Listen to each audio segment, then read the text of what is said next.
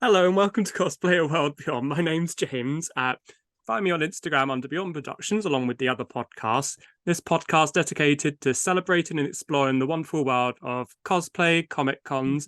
And join me as this month's guest is a very talented cosplay. It is Gwil. I hope I'm pronouncing that right. You just go English people just go with Gwil. It's an easier Gwil. thing to say. Gwil. Thank you for coming on the show. Please, can you introduce yourself? So, my name is Gwil Williams. I'm a Welsh cosplayer from Cardiff. I've been cosplaying for about, I would say, 8 years now. Mostly regulars around the UK. I haven't expanded out to other countries yet, but I hope to try certain Irish and American territories in the future. That sounds really good. So you said you've been cosplaying for about 8 years. So let's go back to the very beginning. How did you find out about cosplaying? What was your first cosplay, and why did you decide to get into cosplay? My first real proper cosplay was in, I would say, about 2014. So I was just about to leave secondary school and complete my A levels. So I went to a very small con in my hometown, Cardiff, and I hadn't really attempted it before. There were some people I knew in secondary school who did it, and I just decided, oh, I'll give this a go. To be honest, I didn't know much about the community at all at that point. I just thought I would try it. So then I went on my first ever cosplay, which was a little bit very niche and a bit unexpertisely made. I went as Bigby Wolf from the comic book Fables. You may have heard it from like the game The Wolf Among Us. Yeah, I That know was the around. game. Yeah, I went as that character, and it was it felt good. To be honest, I was just wearing a white tie, a t-shirt, this really crispy wig that I got from a wig shop that I Yeah, had cut with some scissors. You everything you're essentially, you don't know what the hell you're doing. You're just trying. And then I just went to a yeah, con. But then after that, I went to university to study mathematics in Birmingham. yeah. And obviously, Birmingham MCM is one of the big two MCM cons that happen in the UK, the other one being London. So having that so close, I started going to there, Yeah. and things sort of escalated from that. No, that sounds really good. I know what you mean about the first cosplay. I didn't really know, but my first so I started going to Comic Cons about the same time, actually, about 2014, but I didn't really cosplay until about 2019, I think, to build up that confidence. Mm-hmm. And then similar to you, I my uni had a local Comic Con that they did, which has progressed over the years and is now Wales Comic Con Telford Takeover. So that's I know the person who started that, and yeah, he just decided he wanted to start a Comic Con. Anyway, I'm digressing, but anyway.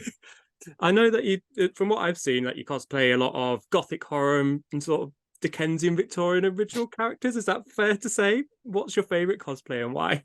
I feel like that's sort of becoming something that I'm recognized for, Yeah, simply, which is not. You don't really want to be bogged down with one no, no, particular thing. Most people would want to keep going into other yeah, territories.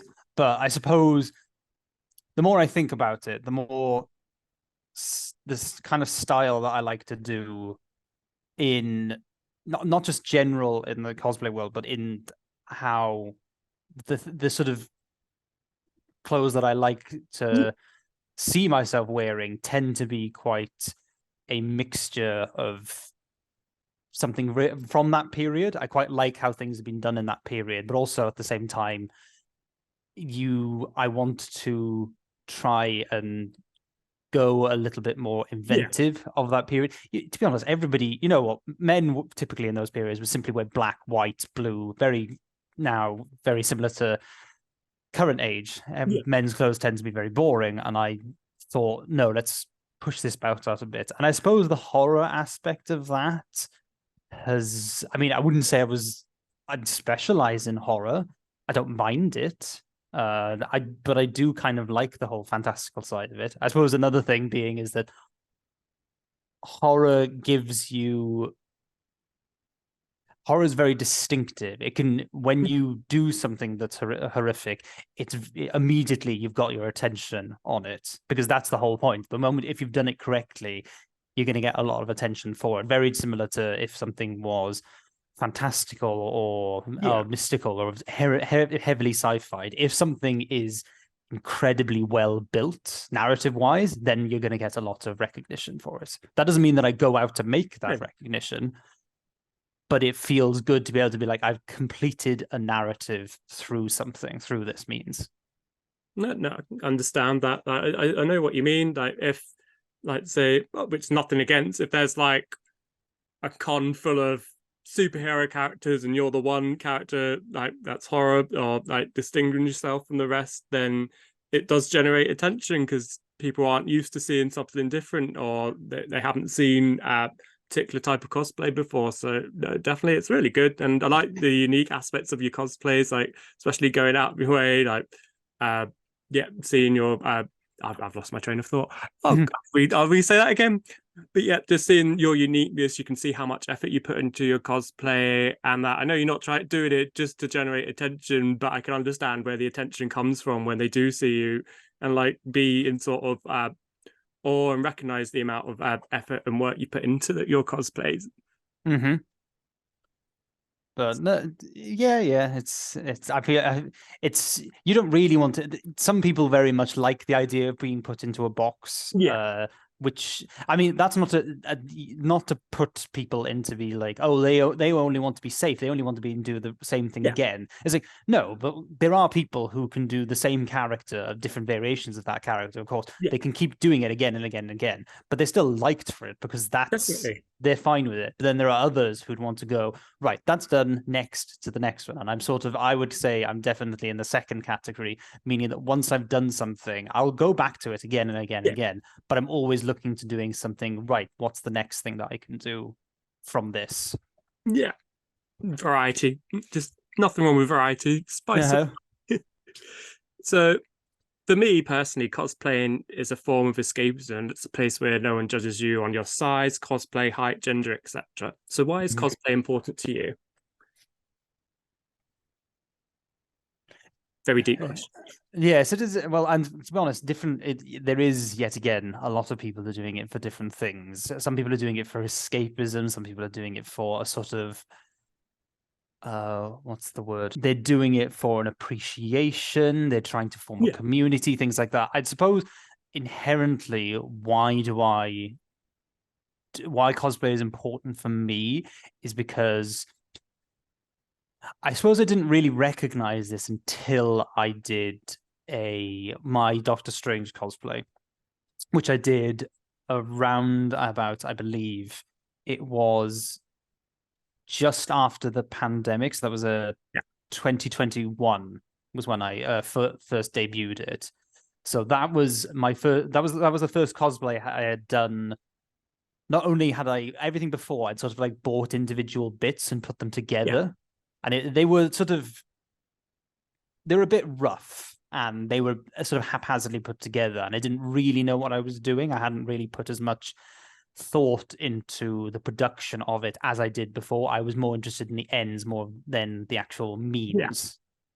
So, but then when I did my Doctor Strange outfit, this was the first one I decided, right, I'm going to sew this all myself.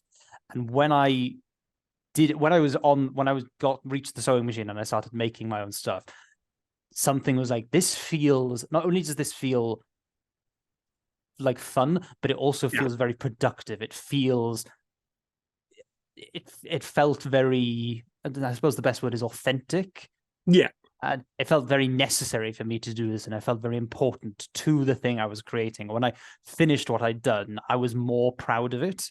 Because I knew it's sort of a bit like an IKEA effect, where once you've done something yourself, you appreciate it a little bit more. You are proud of it a little bit more because you feel the work that's gone into it. And as I cosplayed further, and I began to focus more on constructing and designing everything that I wanted to do myself, prop and costume wise, I began to appreciate it more. So for me, cosplaying is more about is a means of obtaining further skill.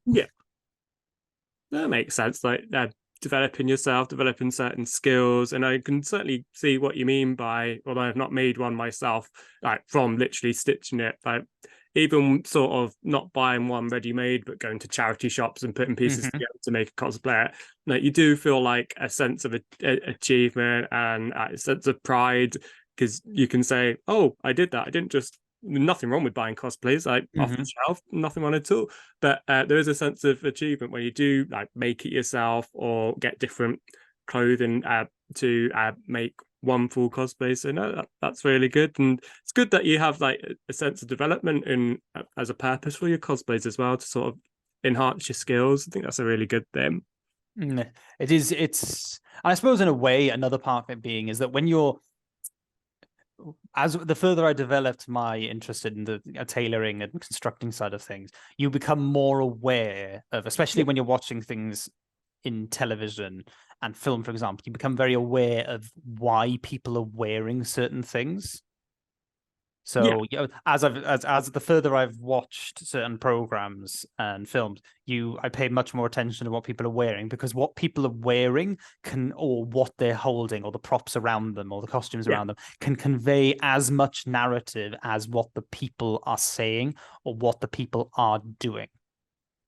So, and that's one part of cosplay I also enjoy. It's the fact that when the person is wearing that, they're conveying a kind of narrative. No, I don't know what you mean. Like literally, I did a degree in TV production, so I get exactly what you're saying. Dialogue's only a very tiny part of like the whole show. It is about the props they use, and it's about the costumes they're wearing, the scene exactly. And so no, it's good that it's given you a broader understanding of like how things are made and like the reasons behind certain things in TV and film. So the cosplay community on the whole is a very supportive one. Why do you think cosplayers in particular are mostly supportive? See, that's a difficult question. And I would know that there are some people who I've recently spoken to who would kind of disagree with you in the sense that they don't feel that it's very supportive, which I feel like in some people's cases, that's a bit of it's a little part of it is like you're choosing the lens that you're seing through a little bit. There is an element of you are kind of seeing what you want to see, and which I'm not a psychologist. I'm not going to figure out entirely why a person is thinking or feeling what they're feeling based on what a person is saying. I would think probably why is it supportive of one another, at least from in my side of what I see from my side of the community is to do more with every part of my community that I communicate with are inherently based on improving their work and show. So everything is based on construction or design or how performance. It's to do with how something is conveyed, and everybody is. In that case, nobody's private about how something is done. They want, if somebody goes, this is very skillfully done. How did you do that? Out of curiosity? And they said, oh, well, I cleverly put a little piece of cardboard underneath here. And when you turn it like this and you face it towards the direction of the sun at a southwesterly wind direction at 3 a.m, it makes this amazing shape. And you're like, oh, wow, that's so amazing. I should replicate this as well. And then it doesn't work. And you have to find another way of doing it. Great example. So that side of the community, I feel like, is very supportive because those people understand that what you're in it for the craft more than for, I guess, the more the social side of things, because I feel like the social side of things can be very dividing. There can be quite a few, I don't like this word, but it feels like it's the appropriate word. There can be quite a few cliquey let's see departments, and especially if we're talking not everyone who cosplay, but the cosplay community doesn't just consist of those who cosplay. There are also togs. There are also, there are people who are interested in interviewing. There are people who simply go there to find certain characters or talk about certain communities. And each individual one of those can have a different way of being exclusive for different reasons and being more inclusive for different reasons. So I would think the cosplay community can be very supportive, Yeah, depending on what you want to get from the community. yeah, no, I agree with that. I think that's a fair statement to make. I agree. There are, yeah, like you say, it's comic cons and fandoms, etc. It's not just cosplayers. You're right. There's people who just want to go to share the love of a show, book, or film, or TV, or to cosplay, or just like you said, togs as well, just to take photos and to sort of improve and demonstrate their photography skills through cosplayers. And there are clicks, which is there's always going to be clicks. It's a very human thing to do. We want to feel connected to one another, Yeah. and sometimes we want that sort of idea of finding a connection. There is an element of you sort of want to be like, but this is my thing. These are my people, and everybody has that great. They want to form that bubble because that's not protective. It's just No. Maybe it's maybe a little bit selfish, but it's a very you can sort of sympathize with it because you've gone like, oh, but I've been in that situation. I've been the dickhead in that situation too. I've been like that. Yeah, no, I get what you mean, and it is right. But it's just going to happen. You can't really do anything about like clicks, and then even within those clicks, you'll get people who like judge cosplayers saying, "Oh, it's not 100% accurate." So what? Cosplaying to me is about like showing and representing your love for a particular fandom. It doesn't matter if it's not 100% screen accurate or whatever. It's as long as you're happy, that's what matters, really. But then I think you did ask me what was my the favorite cosplays I've seen. Yes. See, I have different ones for different reasons. I think if I was to go with the person who I feel like needs the most genuine recognition for their, not just like, I would say for both performance, the makeup skills, the costuming, and having just a general very good being a sense of communication with other people, I would say that would be James Dealey, and he's you may recognize him on Instagram for It's All or Nothing Cosplay. He does a really good Joker. Yeah, I know. He I feel like is a really good. He knows exactly what he wants to look like. He knows exactly how to perform it, and and he's incredibly approachable. Every time I see him, I feel like I should either shake his hand or like bow before him. Because every time I'm seeing him, I'm always in awe of what he does. So I think he is probably his Joker is probably the best that I've seen, and I feel like he's the best in every single sense that I've seen it. Yeah. However, that I do feel certain people, for example, I think Nuke Rage is a good example of someone who's very good at their costuming and very, very good at their makeup. They have very good, impressive makeup and hair skills.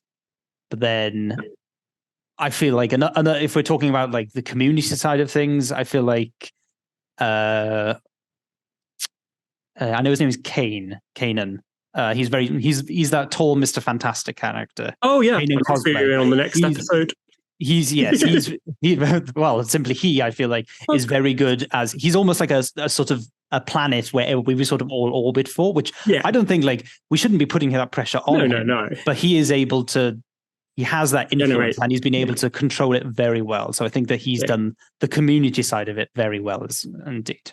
No, I completely agree. Like, I know all those cosplayers, and I do agree with you. Like the different reasons, they all stand out in different ways. So I think probably those three, I would say, deserve quite a good recognition for their skills.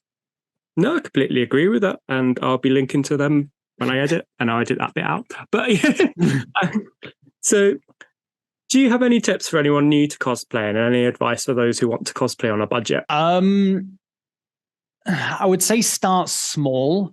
Yeah, and when I mean that's kind of for everything. That isn't just for you're not going to watch Bake Off and suddenly go, oh, I want to make a fondant fancy and sugarwork. There's no point going all guns blazing at the beginning because you will set up yourself for disappointment, possibly humiliation as well. Not everybody out there is very nice, and critique, and you need to be if you want to be valued for your skills, don't start off at the very, very like being incredibly ambitious. Kind of figure out what you. Yet again, this sounds very sort of high school 90s sitcom sort of thing. Like be yourself. That's more like that sort of thing. But there's an element of truth in the sense that when somebody says like, find out what you want to look like, find out what you want to be. For example, in my case, I don't want to look like, I don't especially want to say, I don't want to look very loud, like quite a lot of anime characters who appear, or I don't want to appear very, I don't really like the idea of wearing something where there's going to be a bunch of stuff all over me because I feel like it's a lot of work. At the same time, I don't feel the need to wear like very skin tight, slim things that are just like almost like a morph suit. Sort of thing. I feel I want to have something that is more constructed but it's shaped, but it's still, in a way, I suppose my cosplays I like are the sort of things where you'd go, that looks like something that somebody would wear in the real world, yet something is quite off about it. No, that makes sense.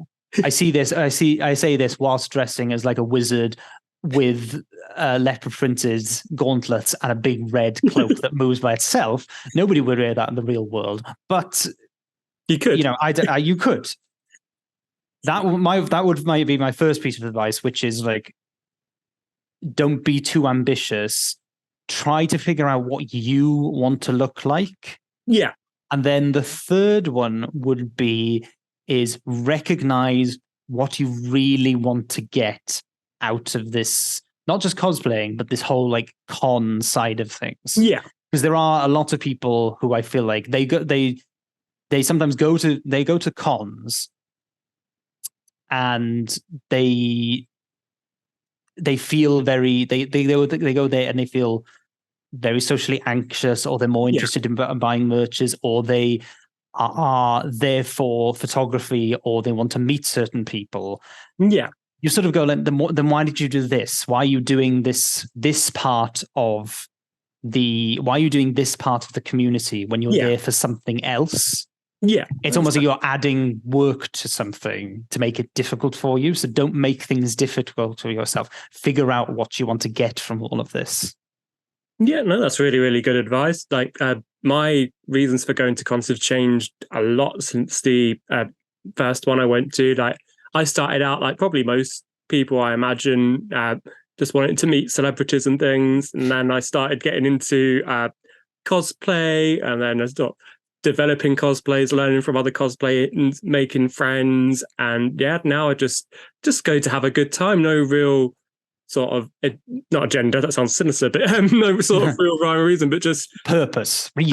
Yeah. Drive. No reason, just to enjoy myself, really. And just have a good time, because I just enjoy the general atmosphere. And I'm now leaning towards like the cons I go to have changed as well, from originally like the big ones, like for me, Wales Comic Con and Birmingham, London. Yeah, exactly. MCM, stuff like that, to go into more like smaller ones like Secret Con, independent ones, but even smaller commercial ones like MegaCon as well. I went to my first one in Manchester, and I thought that was really, really well done. It didn't feel too busy. It was not any real pressure from what I thought, unlike other cons where I felt pressured to buy merch because there's so many merch stands and things like that. So I think, I agree with your advice. Exactly. Just find what you want to go to. And also it's okay that if your purpose does change over the years of going to different cons. Mm-hmm. If you don't want to do it anymore, then and if you fall out, if you fall out of love for something, that doesn't mean it isn't this thing. I mean, at the end of the day, it doesn't care if you leave it. It'll, I mean, the friends that you will have, they'll be possibly a little saddened for you, but I mean, at the end of the day, it isn't, it isn't a commitment. No, absolutely not. So it's you who are doing the committing. The thing isn't committing itself to you. No, That's absolutely right. And you're right. If you do fall out of love with cons, that's okay. We're people. It's natural to involve your like interest in things. And you're right. With all due respect, companies like MCM and stuff and the big cons and the commercial ones, even to an extent, I'd say the smaller ones, although it'd be more probably financially detrimental to them, they're not going to care if one person just doesn't go really. Yeah, that is.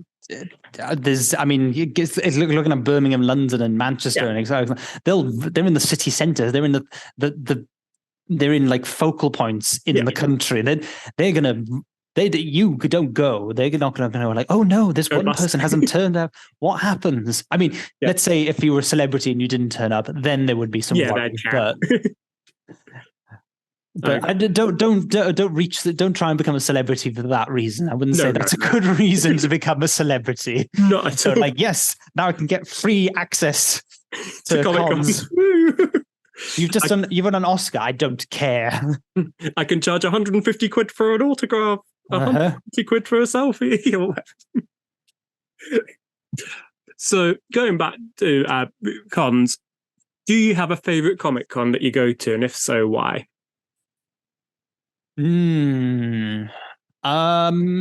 Favorite comic cons. It can be multiple.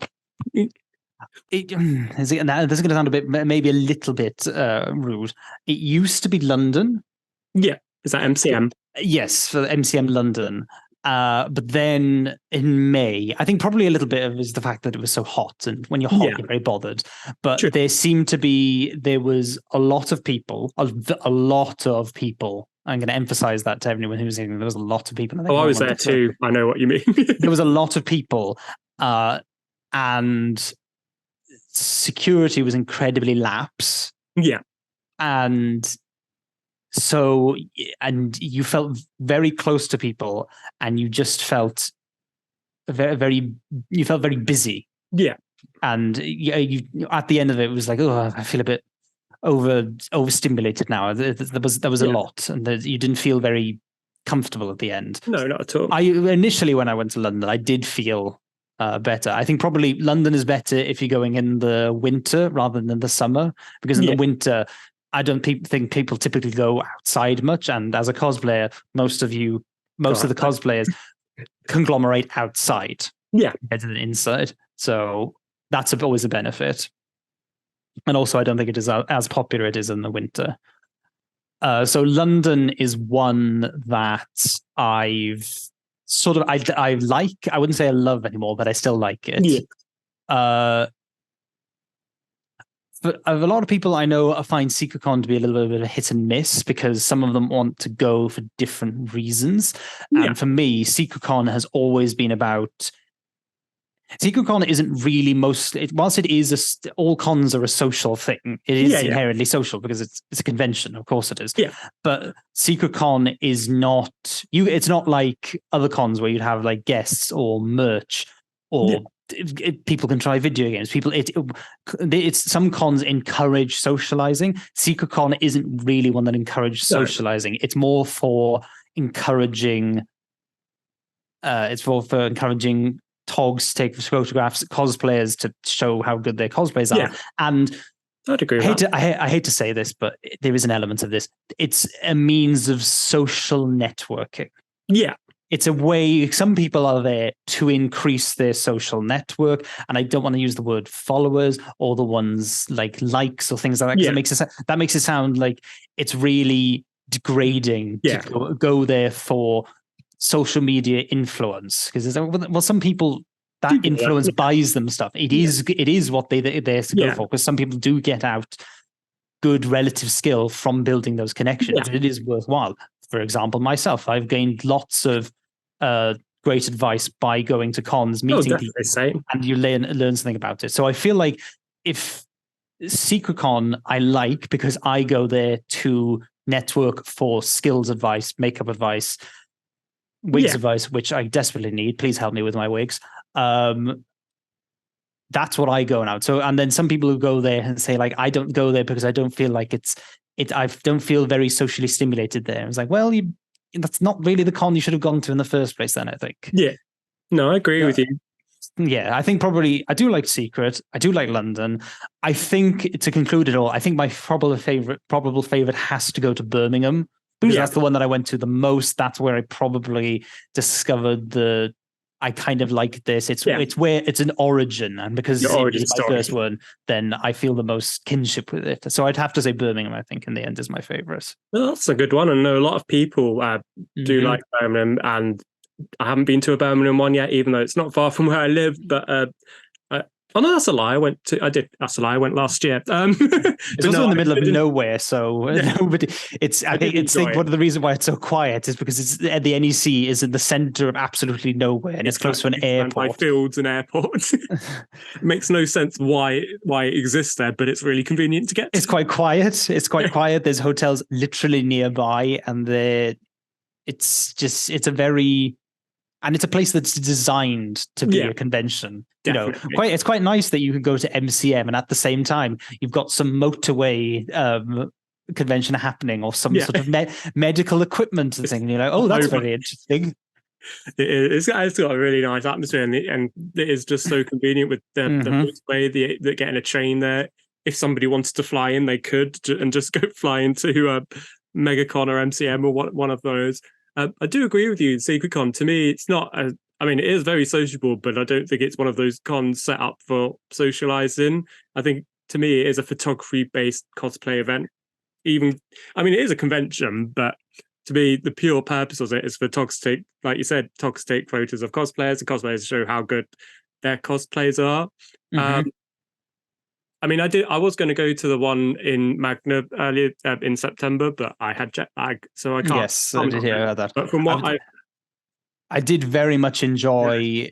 If you want to go to SecretCon for socializing, then I would suggest that you go to the not so SecretCon, which is in the spring, which is in the Gloucester prison. Yeah, that one's much more. I feel that one's much more relatively quiet compared to the other ones that happen typically around in the autumn, because the autumn ones are obviously the ones that are in exclusive locations and have a theme. So people are more interested in that one compared to the little one, which is like every common year. So yeah, which is a shame because all my cosplays are mostly sci-fi. I was like gutted, dead to the world.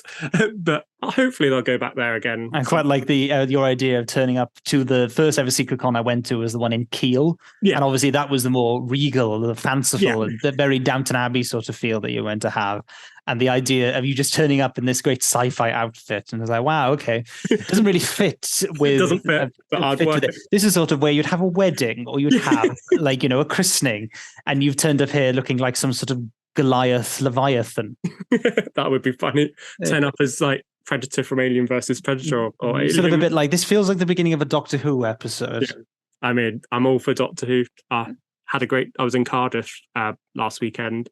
No, it wasn't. It was a couple of days ago, and I'm definitely cutting this bit out. But I saw them film, and I was like, my day has been made." Oh, that happens. That happens all the time. I live in Cardiff, and they're like, "What are they filming? Oh, it's Doctor Who. Oh, it's Sherlock.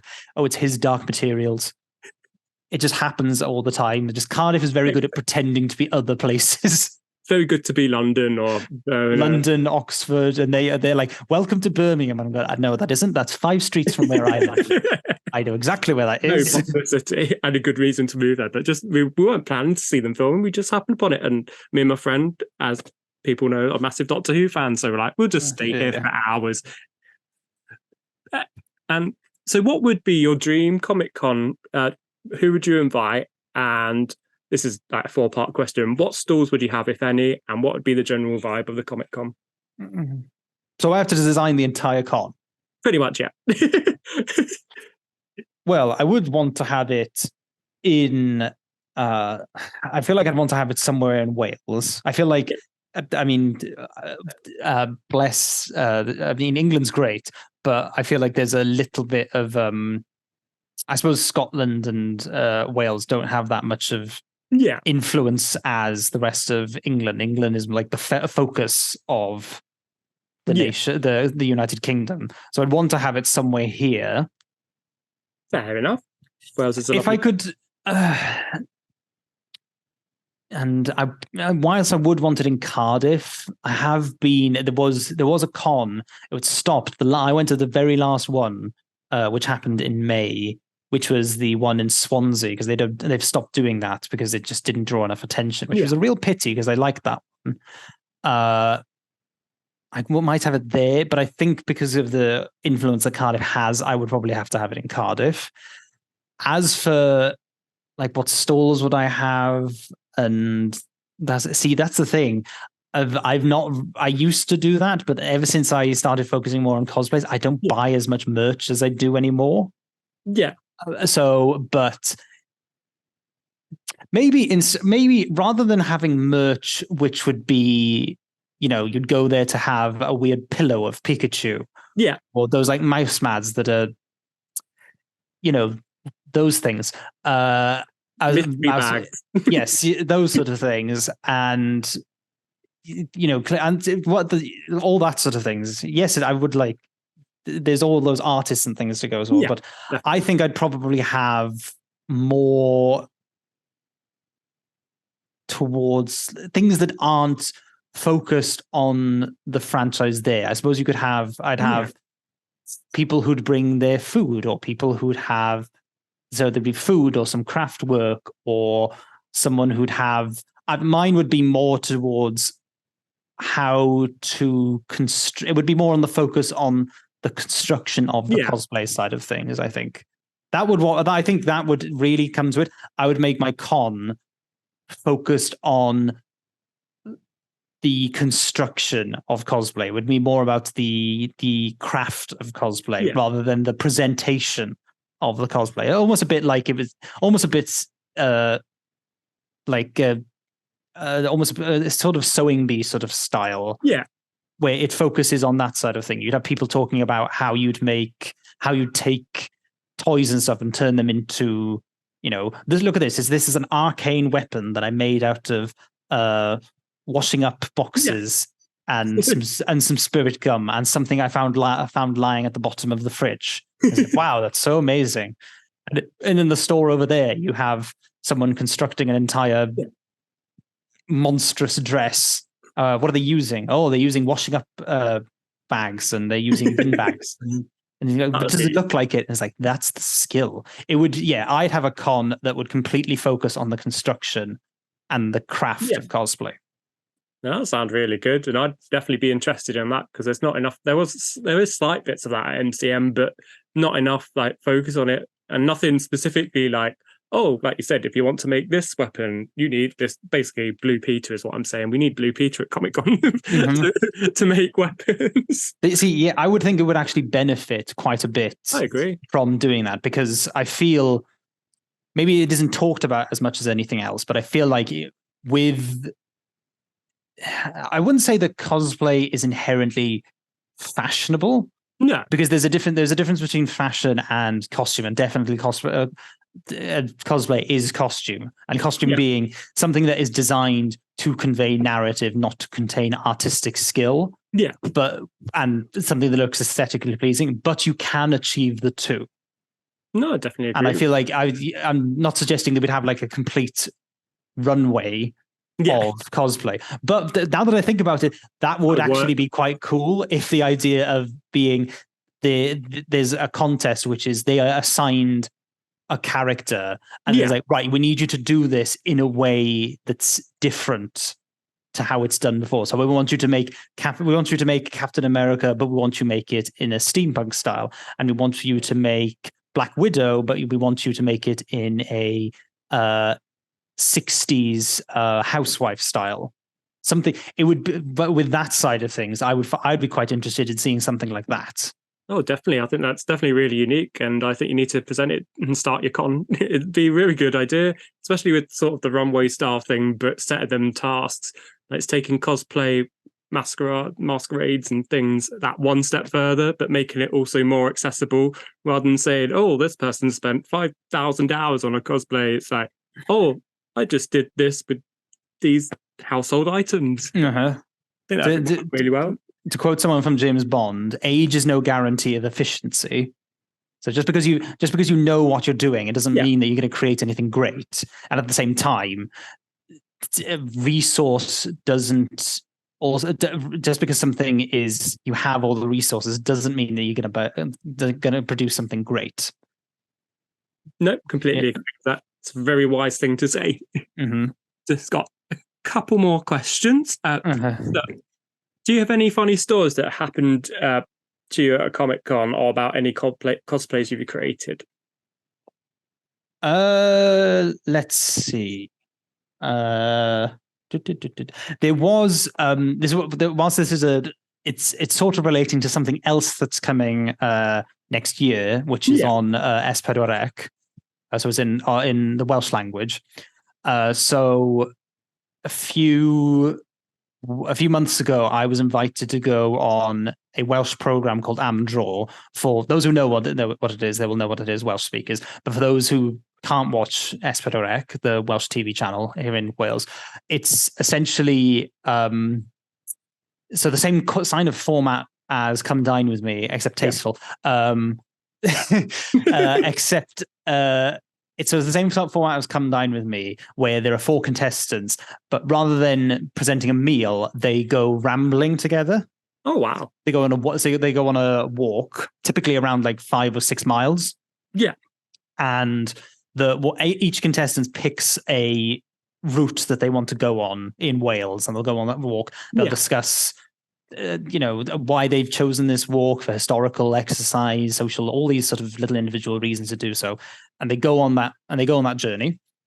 And then at the end, there is a winner, and the winner gets a prize. And it's very much with Come Dine With Me. But I suppose, unlike Come Dine With Me, this one is more everybody wins. Everybody has a happy feeling. We've learned so much, and we've gained great respect for each other. And wasn't that a nice journey? Yeah. So there's that very much feeling at the end. Oh, wow. So when I was approached to doing that, so I think probably I was approached through Instagram by the production company. They said, like, you seem like a very interesting person who also can speak and influences Welsh media. Would you like to do this program? And I said, I was surprised that they picked me, but I said yes. And then we went into this whole journey about what they wanted to see, what they wanted to do. And they said, oh, we're very interested in your cosplay side of things, because that's a rather unique thing. We haven't seen that in Welsh media before. Can you do that for us? And I was like, yes, I'd want to emphasize this. So I have this costume. I have this Doctor Strange one that looks really cool. I have this Obi-Wan one that I've just finished. I have this, I have this one that was Beast of the X-Men, and I've done that one, which was Big Wolf. I gave them a list of a lot of things that I'd done. And they went, okay. Do you have anything that's not like an actual character? And I went, okay. I don't think you really understood, like, one of the footings of quite a lot of cosplay is to replicate someone from a piece of media. Yeah, gaming is the things. And I could understand they were a television show. They didn't want to get in trouble with with the Mickey Mouse guy from Florida who'd come panting up and going like, "You can't dress like Doctor Strange. I'm gonna get you, even though I can't understand what you're saying." So they couldn't do that. So I said, okay, well, I do. Is there anything you'd like me to dress as? And then they said, oh, can you do this one? And then they sent the photo of a clown outfit that I'd worn for Halloween. Yeah. Just because I had the elements to make it. And I was like, I wonder what I looked like if I did this. And they went, can you do this? And I went, okay, I'll do that. I'll do that one. So I thought I was a bit apprehensive of doing it, because I thought I've never really done this in public, and not a lot of people are a fan of clowns. And I get the feeling that maybe the cosplay community needs to be like, why is that what you're displaying to us? That's not really what we are about, but okay. No. So there was an inherent worry about that, but then they filmed me the entire day. It was, I think, probably one of the funniest parts of it was at the con, there were the Welsh police had a table there to talk about, to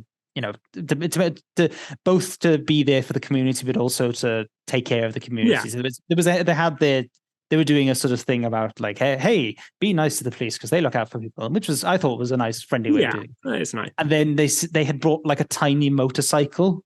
Oh god! And immediately the camera guys and the police like pointed at it and said, like, right, you get on that. And I was there like, this is how it is in the circus. I feel ridiculous.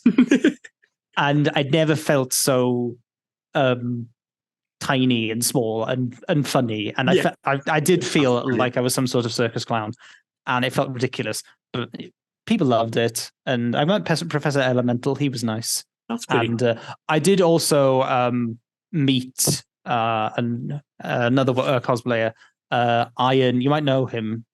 He does a great foam work, Warrior cosplay. That rings a bell. He makes these amazing Warhammer looks. Yeah. Out of foam, and he does it as a really good job. I saw him at the con, and he was also a great.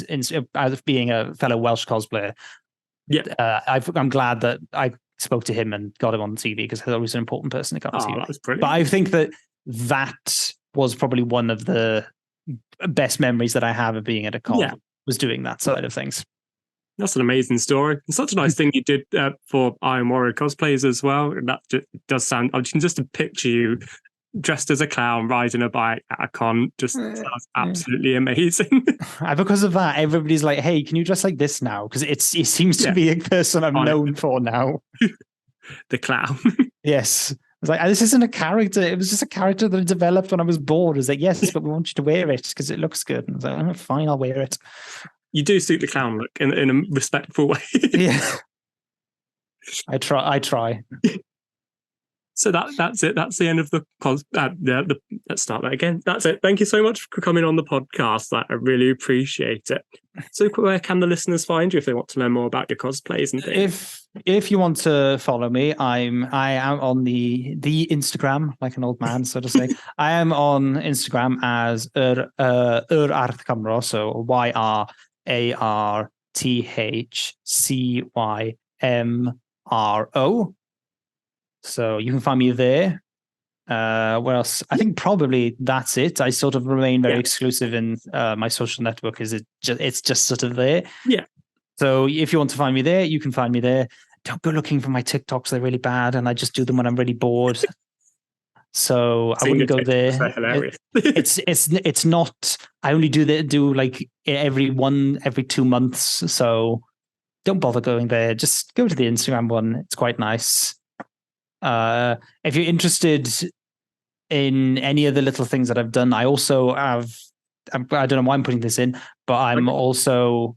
You can find some of my written work for the SCP Foundation is also on there if you're interested in reading that.